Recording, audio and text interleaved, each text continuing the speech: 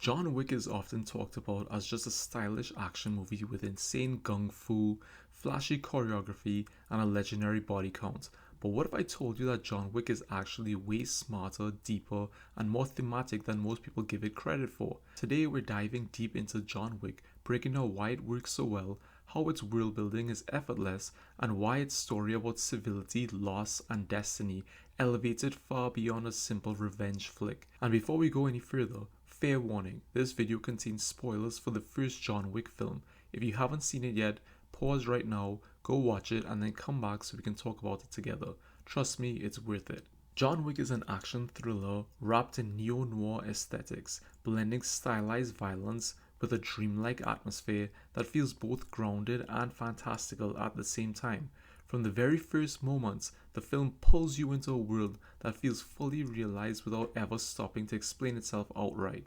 And honestly, that's one of the movie's greatest strengths. The world building in John Wick is slick, subtle, and confident. It never dumps exposition on you or treats you like you need your hand held. Instead, it trusts you to piece things together, and that makes the experience so much more immersive. Early on, the film presents John as a broken, grieving man. He's quiet, reserved, and seemingly harmless. If you didn't know anything about this movie, you might think he's just another sad widower trying to get through life. But the film plants tiny hints that there's way more going on beneath the surface. The fact that John can casually speak Russian, the nervous respect shown by the men at the car shop, the way Viggo's son is immediately told he messed with the wrong person, these moments make you curious. Who is John Wick really? Why does everyone seem afraid of him? And what exactly did he do in his past?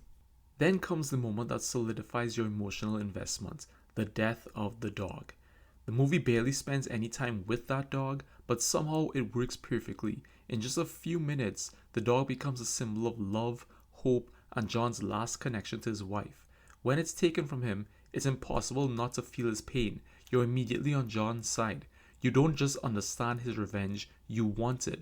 And that's brilliant storytelling. It makes the audience complicit in the violence that follows. Did you find yourself cheering for John even as the body count rose? Because I definitely did. And I'd love to know if you felt that same way in the comments. The audience complicity in the violence is actually a very clever and intentional move by the director. By fully aligning the audience with John's pain and loss, the film earns the right to escalate into extreme, relentless violence. It opens the door for John Wick to become as brutal and action-packed as it is because the viewer is no longer resisting the violence, we're actively supporting it. This is what separates John Wick from many other action films that include violence simply because it's expected from the genre. Here the film feels almost like it's asking for our permission first, carefully building emotional agreement before unleashing the chaos. By the time the violence explodes, we're not questioning why it's happening, we're demanding it. Visually, John Wick is stunning. The cinematography creates a neon-soaked, noir-inspired dream world that feels like a blend of anime, classic crime films, and modern action cinema. The lighting, the color palettes, and the slick camera movements all contribute to this heightened reality where everything feels just a little unreal, but never so much that it pulls you out of the story.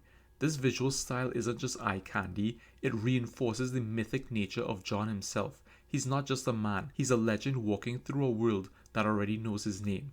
The story itself is deceptively simple, but incredibly effective. At its core, John Wick is about grief. It's about what happens when a man who's tried to escape violence is dragged back into it by loss.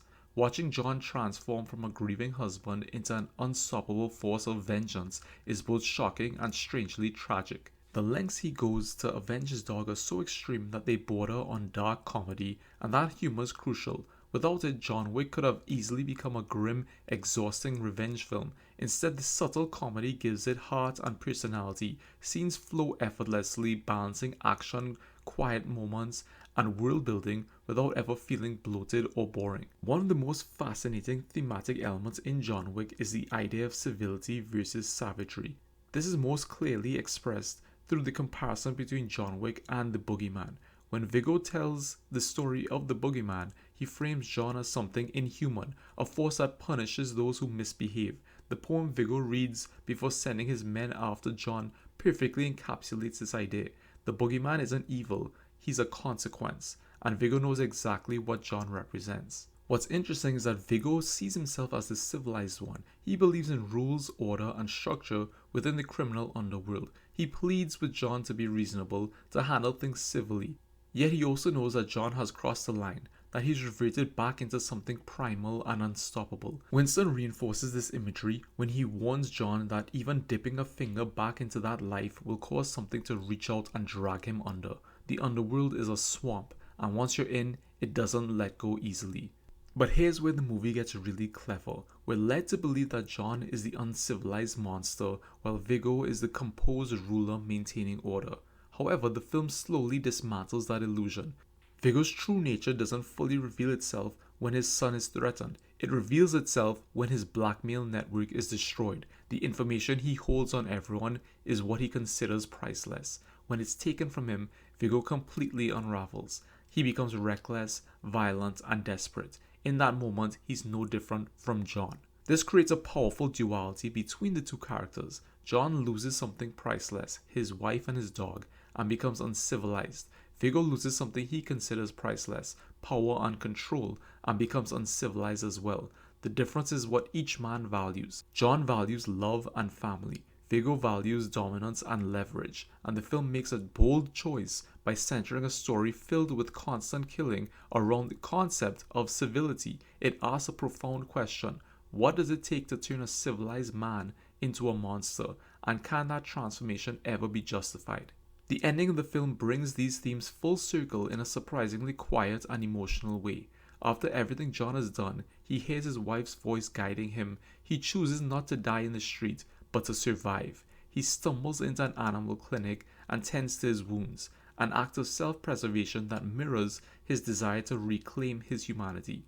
Inside the clinic, he notices a pit bull scheduled to be euthanized. Pit bulls are often seen as dangerous, uncontrollable animals, much like how John is seen by the underworld. And just like John, the dog is destined to die because of what others believe it is. John intervenes, he saves the dog, and when he tells the pit bull let's go home, it echoes the words his wife once told him. This moment is incredibly symbolic. It suggests that what makes a monster civil isn't punishment or rules, it's compassion. John was saved by love. Now he saves the dog the same way. The duality is complete. John transforms from uncivilized back to civilized by becoming a protector rather than a destroyer. This also ties into the theme of destiny. Viggo believes that men like him and John are cursed, doomed to live and die in that violent world. The pit bull too is cursed by stigma, but John proves that destiny isn't fixed. By killing Viggo, he cuts the final tie to that life. By saving the pit bull, he symbolically frees both of them from the fate others assign to them. It's a quiet but powerful statement. Even the most feared monsters can change if given something worth protecting. That's why John Wick works so well. Beneath the action, beneath the style, beneath the memes, it's a story about grief, love, and the struggle to reclaim humanity in a brutal world. It's efficient, emotional, and surprisingly thoughtful. I genuinely struggle to find anything majorly wrong with this film. It knows exactly what it is and executes it flawlessly. So I want to hear from you. Do you think John Wick is justified in everything he does? Is he a hero, an anti-hero, or a monster trying to be a human again? And what do you think is the real heart of this film? Revenge, love, or destiny? Let me know your thoughts in the comments below. Thank you for listening. I appreciate it.